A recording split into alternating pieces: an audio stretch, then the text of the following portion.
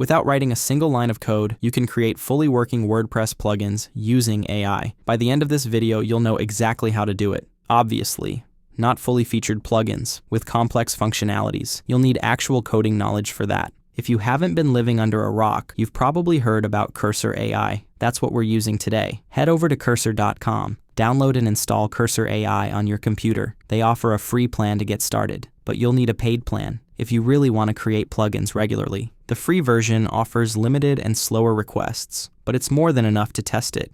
Once you open Cursor AI, it displays a window like this. The first step is to create a folder for our plugin. As an example, I'll be creating a plugin that adds a live word counter to posts. When typing a blog post, it should display the number of words. I want to call this plugin Word Counter WP. Inside this folder, I create another folder called Word-Counter-WP. This is the actual plugin folder, where all the plugin files will go. Now go back to Cursor AI, click Open Project, or go to Files Open Folder. Then locate the main folder we just created, not the actual plugin folder.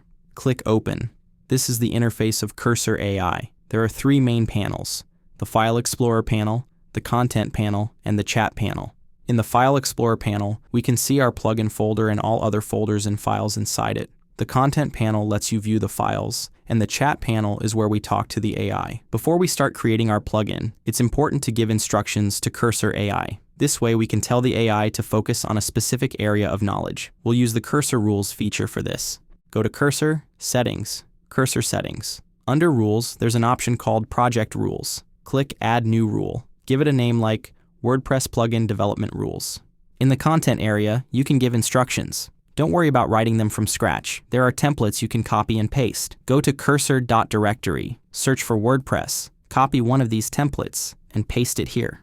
Okay, now everything is ready. Let's start building our plugin. First, set the chat to Ask mode. In the beginning, I like to use Ask mode until the AI is clear about the project goals. Here you can pick an AI model. Claude 3.5 and 3.7 work best in my experience. Now it's time to clearly tell the AI what our plugin is about. The more detailed you are, the better the results. I want to display the number of words on the top bar of the block editor. To make it crystal clear, I'm adding a screenshot as well. Remember to tell the AI to use the folder we created as the plugin folder. At the end, ask the AI if it has any questions before starting to build the plugin.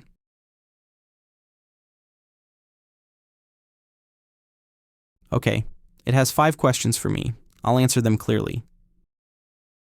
Next, I am adding the Cursor Rules file we created as the context. It's not really necessary, but I am doing it anyway. Since I can see that it understands the functionality of the plugin, I'm changing the chat mode to Agent. With Agent mode, Cursor AI will create all the files and complete the plugin with minimal input from you. Click Send to start. As you can see, I made an error when typing the plugin folder name. Because I mentioned it should use the Word Counter WP folder, it recognized the mistake and created a new folder with the correct name. When it wants to create a new directory, it asks you to run that command. Click Run Command and then Accept so it can save the code it creates. Okay, now it says it's done. Let's test it out. In the File Explorer, you can see all the files it created for this plugin. Go to your project folder. I'm deleting the folder I created with the wrong name. Inside the plugin folder, you can see all the plugin files. Before uploading this plugin to a WordPress site, you need to compress it. Let's upload and activate this plugin. It activated without any issues. Let's see if it's working. As you can see, we don't see any word counter on the top bar. Let's see how to fix this. To make it more clear, I'm attaching another screenshot showing that I don't see anything related to this plugin. In addition, I'll provide more useful information. Here I'm asking it to learn how to add elements to the Gutenberg toolbar. This helps it focus on the right approach.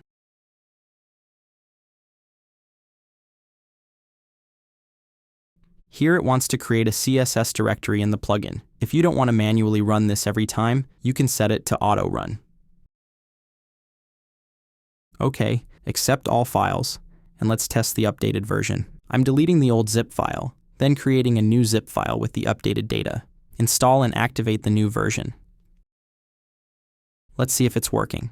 Voila! We can see the live word counter on the toolbar. This is a very simple example, but I hope it opens your mind to the potential and usefulness of AI for WordPress development. Depending on your comments, I'll create another video about building a more complex plugin. Thank you for watching. I'll see you in the next video.